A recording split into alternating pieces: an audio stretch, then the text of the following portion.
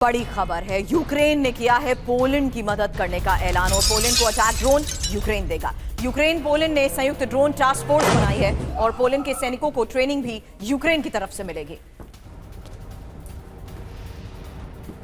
Охренеть.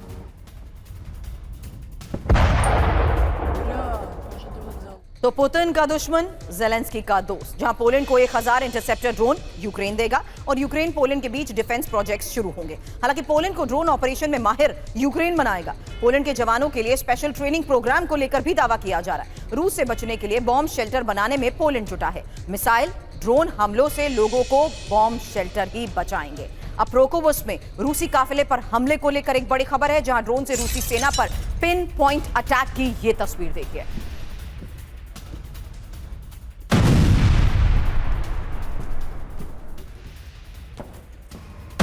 यूक्रेनी हमले में रूसी आर्मर्ड व्हीकल को तबाह किया गया। इस हमले में 8 रूसी सैनिकों की मौत का दावा।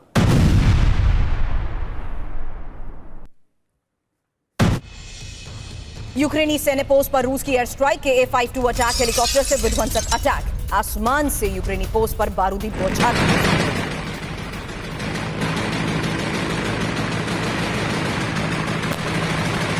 रूसी हवाई हमले में यूक्रेनी पोस्ट तबाह।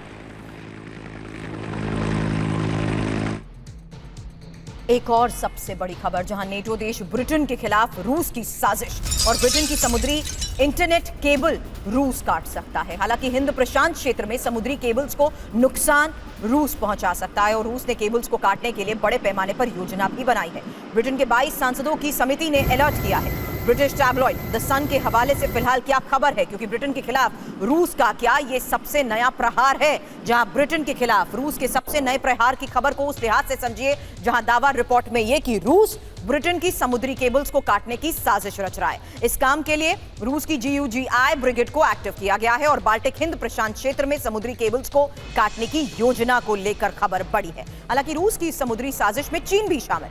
22 सांसदों की समिति ने ब्रिटिश संसद को ये रिपोर्ट सौंपी है। हालांकि बड़ा सवाल ये कि आखिर कैसे काटी जाएगी समुद्री केबल, क्योंकि रूस की GUGI ब्रिगेड के पास पनडुब्बियों समेत 50 से ज्यादा जहाज है और 6000 मीटर तक गोता लगाने वाली पनडुब्बियां केबल काटेंगी। GUGI ब्रिगेड के गोताखोर भी इंटरनेट केबल को नुकसान पहुंचा सकते हैं और रूसी जहाजों के जरिए भी ब्रिटेन नेटो की समुद्री केबल्स को बड़ा खतरा है।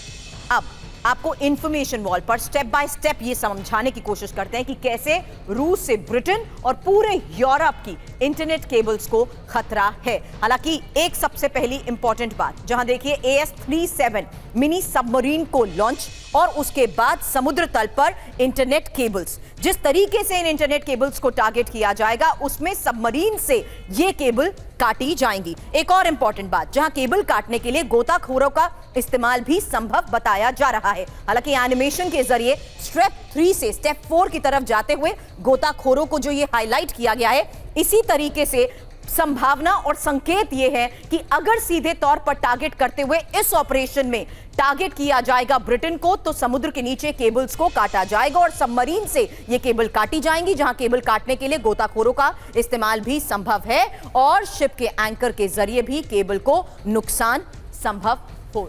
रूस के प्रति सख्त रुख अपनाना होगा, यह बात कही गई है, क्योंकि समुद्री केबल पर हमलों से पहले ही एक्टिव होने की बात कही जा रही है।